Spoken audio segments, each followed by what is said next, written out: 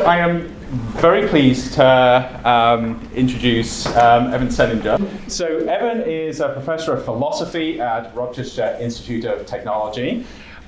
He does a lot of stuff, but the thing that is most important here, and something that he's at least going to be drawing on somewhat in the talk, is his most recent book, co-authored with Brett Frischmann, with the title of Re-Engineering Humanity.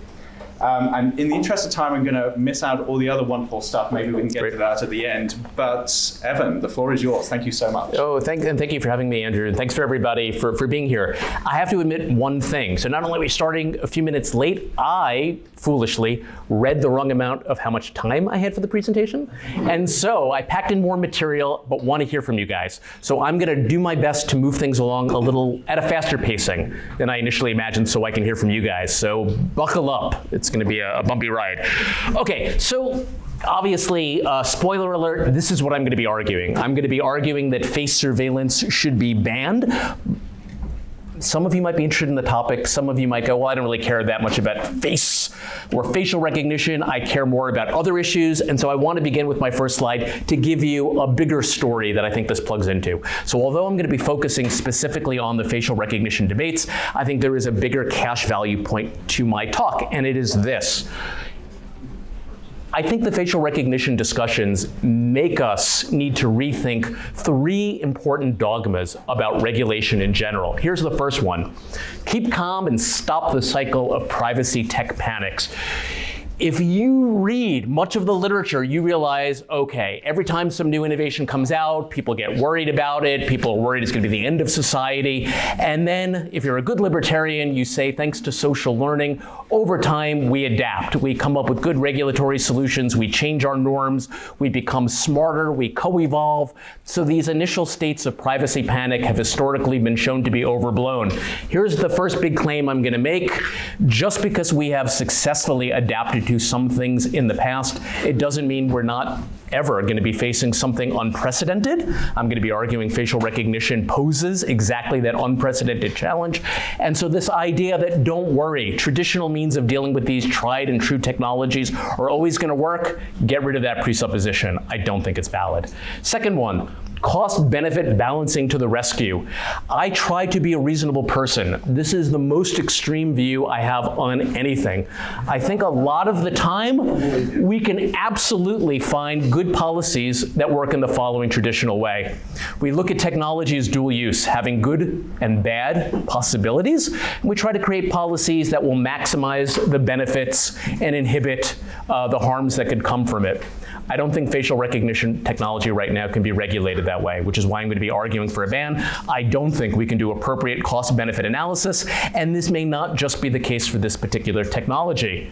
And three, tech-neutral regulation or bust. So if you work on issues like surveillance, the usual way you proceed is you say we shouldn't focus on this technology or that technology. If you're worried about facial recognition, you're actually worried about surveillance. And if you're worried about surveillance, you need to be worried about so many forms of biometrics that the goal should be to come up with a comprehensive regulatory package that can encompass them all. In an ideal world where you had ample amount of time, I think that would be great. I think when it comes to facial recognition technology, we don't have that. I think the speed of infrastructure is speeding up at such a rate that if we don't actually hit a pause button with at least a moratorium right now, it's going to be too late. So yes, I do think we need to think about comprehensive surveillance regulation, but right now I am fine with at the same time looking at governance mechanisms for this specific technology. Okay, here we go. Scene one, I'm going to be talking about bans, and I'm specifically going to be talking about them in the US. I don't really have good GDPR things to say. You need to talk to other experts on that. And as you guys know, in the US, bans are a dirty word, right? We like our freedom in the US. Freedom, choice. The idea of banning something seems utterly un-American. And yet I want to argue, despite the fact that we rarely, if ever, ban anything, this is going to be the appropriate response to facial recognition. In fact, a law professor named Woodrow Hartzog and I have been writing on this together for a while.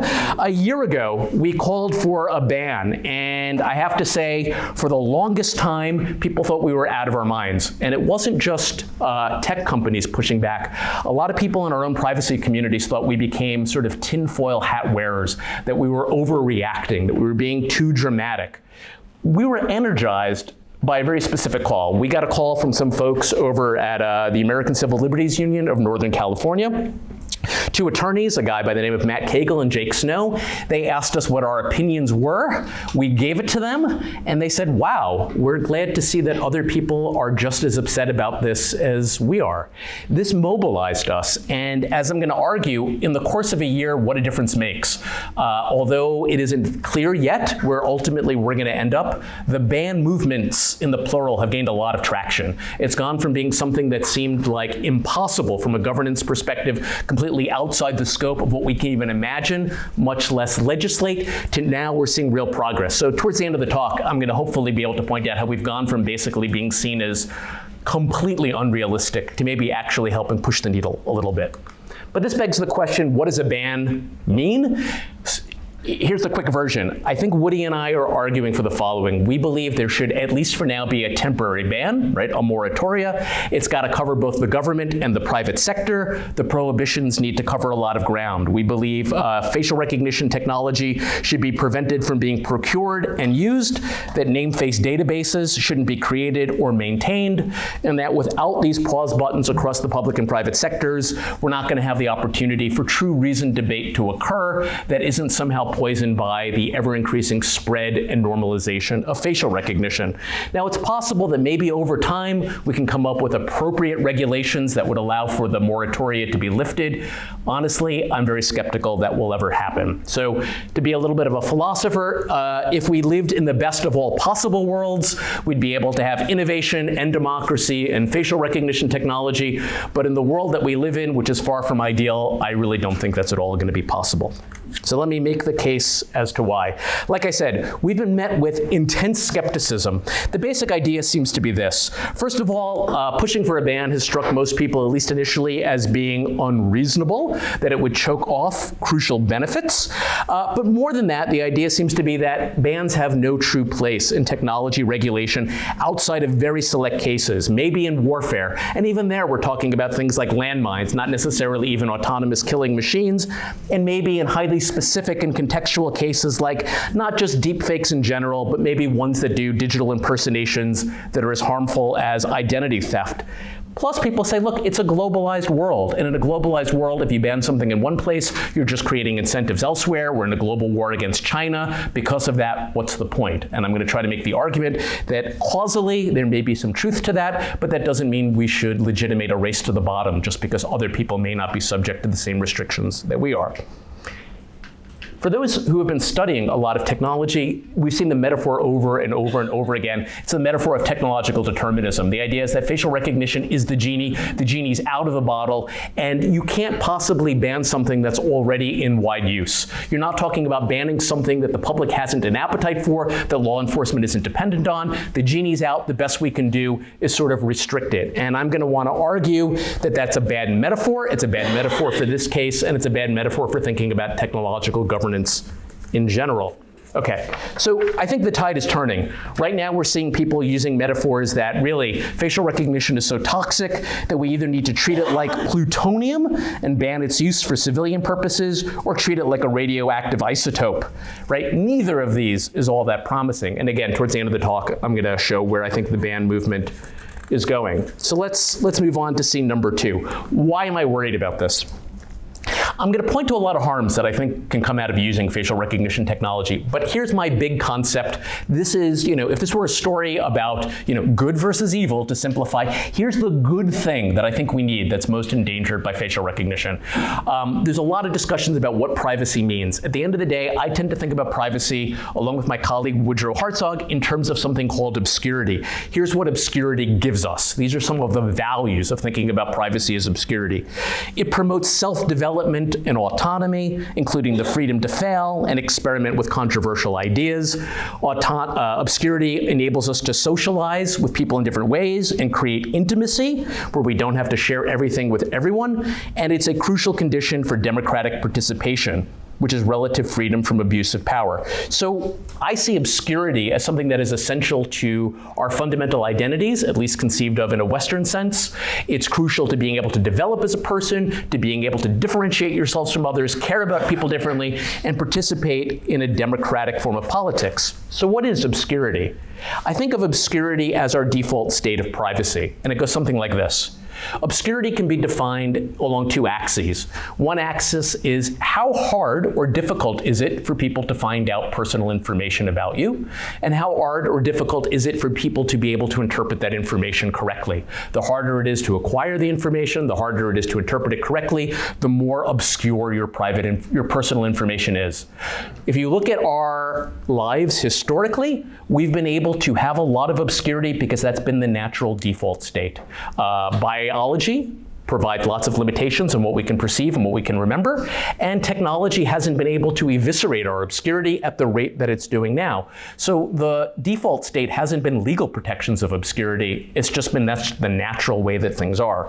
What we're finding though is with surveillance technologies like facial recognition, the ability to quickly get rid of obscurity is happening at a pace that we don't have a lot of experience with. I'm going to argue that it is unprecedented. Let me give you an example of how to think about obscurity. Think about the last time that you were out in public having a conversation with someone at a restaurant.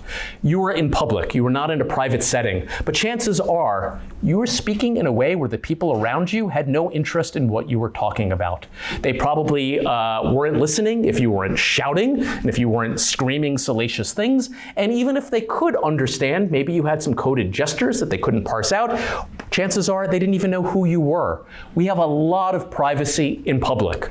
So although our privacy regime suggests you don't have a reasonable expectation of privacy in public, historically we've been able to enjoy that. Biological constraints limit our memories and so on. And so the thing is, we've been able to go about in public as law-abiding citizens, having all kinds of conversations in a default state of obscurity where we haven't had to legislate privacy in public because there hasn't been a pressing need to do so.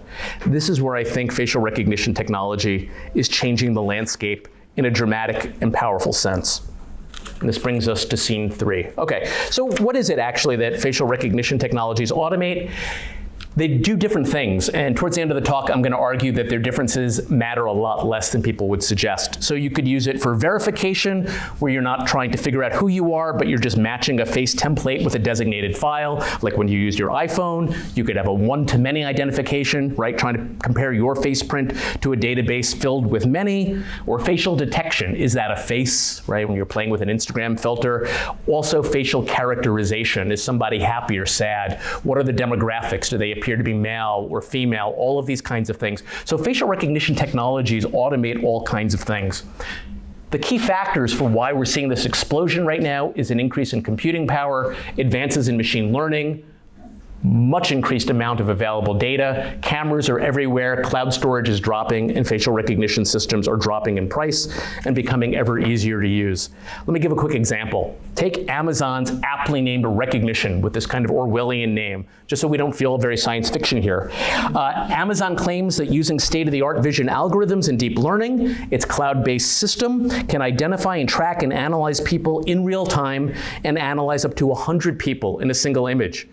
Customers can compare face prints against databases filled with massive amounts of images, millions of faces. They can perform sentiment analysis, detecting happy or sad faces, demographic analysis, such as gender from facial features. You can even extract textual content from real-world images, license plates, and street signs. Amazon markets this as requiring little skill to use or operate. It is inexpensive, cheap rates for storing and analyzing information. This is important to me as an obscurity theorist. Obscurity is about transaction costs. Again, the harder it is, the more expensive it is to obtain information and properly interpret it, the more protected your obscurity is. The cheaper things become, the less you need to have a determined reason to find that information. This is what Amazon is doing. It is dropping the costs and democratizing this technology rapidly. Amazon isn't even a major player in the space, but it's a good example of how a company like this is really a harbinger for what's happening. So Amazon is marketing this as perfect for widespread adoption. They're advertising it as being meant to extend to police officer body cams, being used by police departments at a very cheap rate. And so people are excited about facial recognition technology. Why? It can provide improved security, whether that's using your phone, improved security at a larger scale, locating criminals who haven't been caught, including people who are hiding, stopping shoplifters, finding missing children, stopping human trafficking. The hope here is that the scale is going to do something profound. The idea is that if facial recognition technology became pervasive, police might finally have the tools they need to monitor large cities with millions of residents, and it would also have a deterrence factor. As we know from the surveillance studies literature, simply having technological capabilities, whether or not you're actualizing them, can lead people to behave differently. So you don't even need a camera that actually works, for example. And in the commercial sector, all kinds of enthusiasm, whether it's tagging on social media, allowing customers to pay with their faces, speeding up lines at places where large crowds gather, like airports and concerts. Facial recognition has become the sort of perfect storm of interest. And we're starting to find papers being written like this that are basically like, hey, look, if facial recognition technology were being used, when 9/11 was happening, we would have found the people significantly quicker. So this is becoming something that's hard to push back against. In fact, so there have been some public opinion polls recently. The Ada Lovelace Institute recently published the very first national public opinion poll. I found the results very surprising. A lot of distrust about tech companies, far less distrust about the police. In fact, there seemed to be a lot of hope that the police can use the technology responsibly. And in fact, we get very similar results here in the Pew report. So despite the controversies that have been reported, which we'll talk about, public confidence still remains high at the level of law enforcement and less so with the tech sector. I actually think it's inverted. I think the tech sector we need to be very cautious about and we don't want to diminish. And there's a paper-thin differentiation between the tech sector and police, but I think it's actually law enforcement that presents the biggest threats. Here's what's interesting. Companies like Microsoft have come out and they've said things like this. So here's Brad Smith, president of Microsoft. He says, facial recognition technology raises issues that go to the heart of fundamental human rights, protections like privacy and freedom of expression. In fact, Smith has called for better regulation. This is something we wouldn't normally expect from tech companies. We would imagine they would be fighting regulation tooth and nail, lobbying against them. If you're skeptical, you go, well, what kinds of regulation are they pushing for? What would be allowed in? What would be allowed out? The reason we at least have some tech companies saying we need regulation comes down to the following. The technology is used substantially by law enforcement. There is not a single federal law that controls the use of facial recognition technology. There is not a single court case that limits the government's use of it. Here's why. It has to do with how we understand privacy in public and the Fourth Amendment. The basic idea in American law is that you have no reasonable expectation of privacy in public because you're in public, right? You shouldn't be able to say, avert your eyes, don't look at me, because you're in public. But we've been able to do that because the transaction costs of diminishing obscurity have historically been low. So we've developed this unfortunate idea that if you're in public, you have no privacy interests. So the Fourth Amendment, which protects against unreasonable searches and seizures, wouldn't protect you from facial recognition because the idea is your face is out in public, and if people are taking a photo of it and they're not using it for commercial purposes, right? We know that public photography is allowed. So there's nothing preventing law enforcement at the level of the Fourth Amendment from even having to have reasonable suspicion for being able to use this. In fact, not only do we have no federal laws that regulate it, but we only have 3 state laws that are regulating the consumer side of this. And sadly, there's really no protection from fair use. So one of the things that we're starting to find is that these databases are growing and growing because people have uploaded images and they weren't expecting these images to turn into fodder for advancing machine learning for facial recognition. And this is where we get into the AI dimension of this. Normally, I'm a little bit skeptical of claims of things that are unprecedented. Here, I think there's good reason, because of the obscurity evisceration, to look at facial recognition as presenting exactly unprecedented Orwellian risks. Even Brad Smith himself says, when combined with ubiquitous cameras and massive computing power and storage in the cloud, a government could use facial recognition technology to enable continuous surveillance of specific individuals. It could follow anyone, anywhere for that matter, or everyone, everywhere. It could do this at any time or all the time. This use of facial recognition technology could unleash mass surveillance at an unprecedented scale. And so now you find people like another Evan Greer, saying things like biometric surveillance powered by AI is categorically different than any surveillance we've seen before. We find this great report by Jay Stanley of the ACLU talking about the shift from basically from dumb surveillance to smart surveillance as being like a phase transition in physics. And Edward Snowden has said the greatest dangers still lie ahead with the refinement of AI capabilities, such as facial and pattern recognition. An AI-equipped surveillance camera would not be a mere recording device, but could be made into something closer to an automated police officer. And that's why Jay Stanley says a smart body camera falsely telling a police officer that someone is hostile and full of anger could contribute to an unnecessary shooting. And so this is what I want us to think about. It's this idea that if we are dealing with something unprecedented, then we aren't in a position to be able to deal with it in ways that we've dealt with things that are familiar and habitual. This is why I'm arguing that our standard regulatory mechanisms, which have worked for other things, just won't work for something like this. Now, one of the things that you often see when people say this is not unprecedented, this is just the new digital fingerprinting. They make comparisons between facial recognition technology and other technologies that we've supposedly successfully regulated. I think these comparisons are deeply, deeply flawed. So let's talk about this at various levels. The first one is about reducing transaction costs. Now, Ronald Bailey in an article said, let's compare searching for innocent people in fingerprint databases and with facial recognition technology. And he basically says, listen, lots of people are being searched in the FBI fingerprint database list that are innocent. So what's the difference here? And I would argue there are many differences. Again, it's because I'm a transaction cost theorist. If you compare collecting fingerprints from faces, here are some crucial factors. One, getting face prints are much easier than getting fingerprints. You can capture them from far away. They're a lot easier to capture not just individually, but in bulk. Remember Amazon's promise of just how many faces you can analyze at any given frame. There's less resistance because they're less physically intrusive. You can capture them in a much easier way non-transparently. And here's the thing, hiding your face is much more suspicious than covering your hands. This goes back to obscurity. You can walk around maybe with your hands in your pockets or gloves, but in our society, right, there are very few justifiable reasons for not having your face presented. Like, yes, it could be cold, maybe you're skiing, you're wearing a mask, or it's Halloween, or you're wearing a burqa, but apart from those, you're pretty suspicious if you're covering up your face in public. You can't leave your face at home. It is your identifier wherever you go. And unlike fingerprint kits, cameras are everywhere. They're ubiquitous.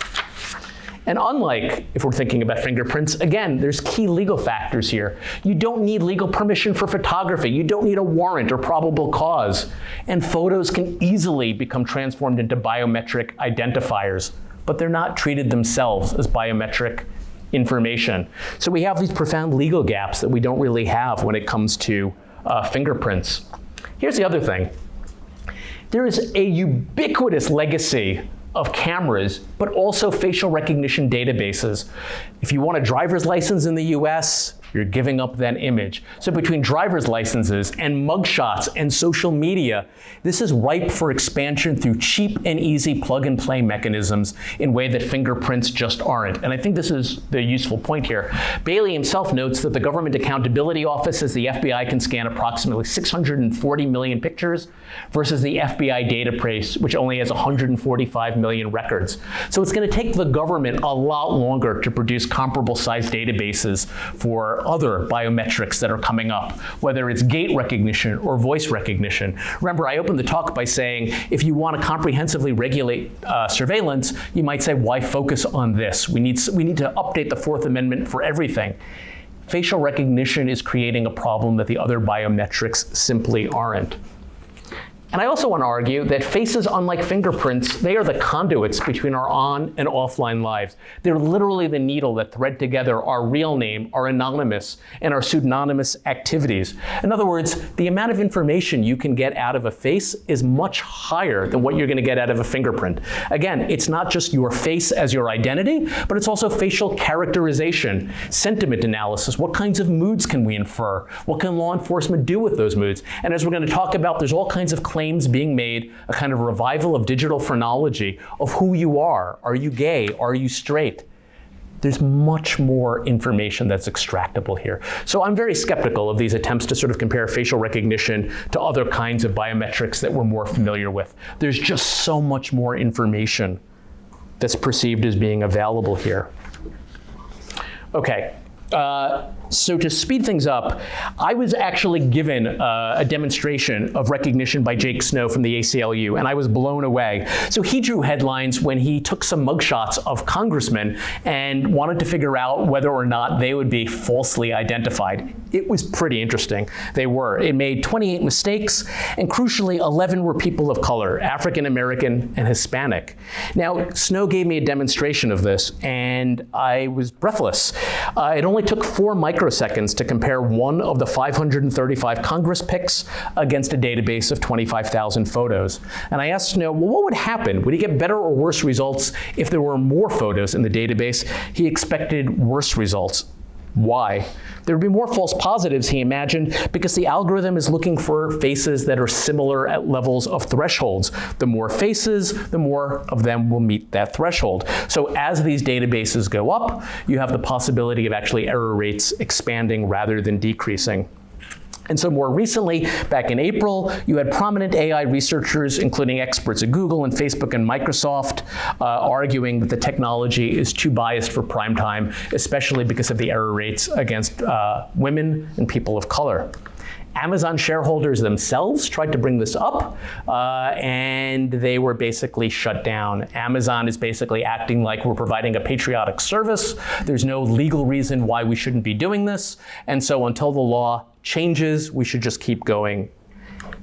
Part of the problem, though, it's not just about the error rates that have to do with the rates of misidentification in the technology themselves, but we're starting to look at all kinds of slippery slopes in terms of practices themselves. It's not just that you could have different confidence thresholds set, or different lighting, or different, partial faces, but right now people are using things like Photoshop, where if the suspect has had closed eyes, you put open eyes on top of them. In one very prominent case, the suspect was said to look like the actor Woody Harrelson, and so Woody Harrelson was used, or a picture of Woody Harrelson, as the probe photo. So it's not just about the limitations within the technology itself, it's that without standard regulations that are pushing for real legitimate best practices, there's way too many degrees of freedom with how exactly the technology can be used. And I want to emphasize one other problem. To speak philosophically, I would call this the problem of algocracy, but in more familiar terms, we could say it raises due process issues.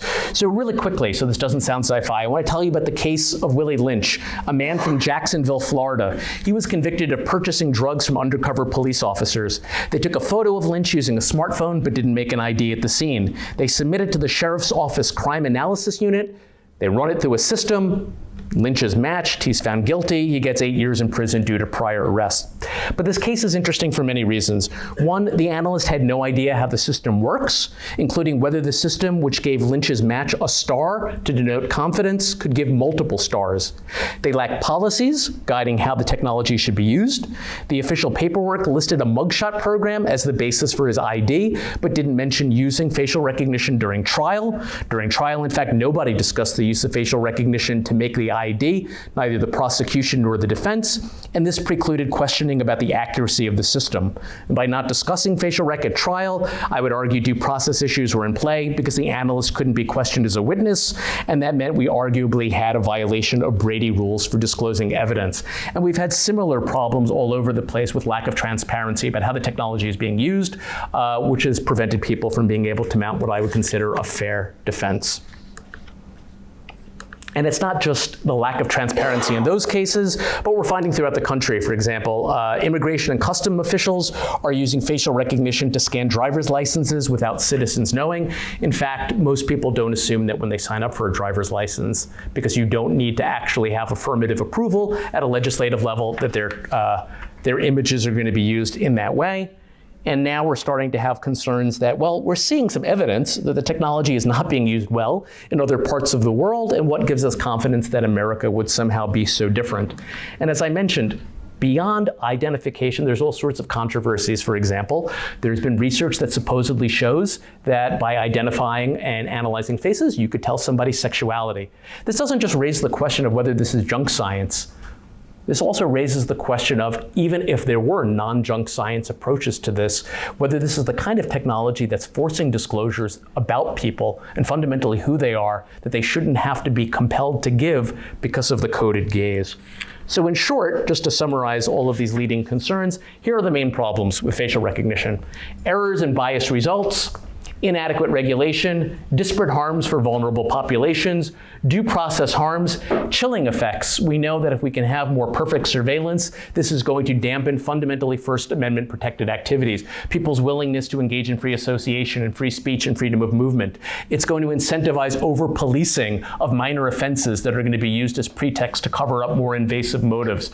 We have this problem of digital epidermalization, right? This was the example last time of being able to make fundamental identity claims about who somebody is and what their future behavior might be just based on their face, which could, but doesn't always involve applied junk science. There's the fundamental erosion of obscurity. We have the amplification of surveillance capitalism and, of course, surveillance security vulnerabilities. I don't know how many of you have seen these photos circulate, but this is why, the Hong Kong protests, facial recognition has gone from being just another surveillance technology. It's become, at this point, sort of a symbol of sort of global surveillance and the most oppressive things that could happen. So that we have time for Q&A, I just want to say the tide is turning. We now have Bernie Sanders, and I'm making a point because I say you should or shouldn't vote for Bernie, but he's a major presidential candidate. He has argued in his criminal justice reform plan that we actually should have a federal ban on facial recognition technology. So it's gone from being something completely that Woody and I were pushing for is seen as so far outside the box that no reasonable person would push for it, to something that a presidential candidate is advocating. We're finding influential coalitions with millions of members from really important groups calling for the ban. We have 3 cities so far that have banned law enforcement from being able to use it. San Francisco, Somerville, Massachusetts, and Oakland. This is fascinating. So we have at the local level of governance, we have cities saying, although the private sector is allowed to use this, the government absolutely should not. There are more cities that are involved with this. In fact, I just provided testimony for the ACLU of Massachusetts. There is a statewide moratorium that's coming up.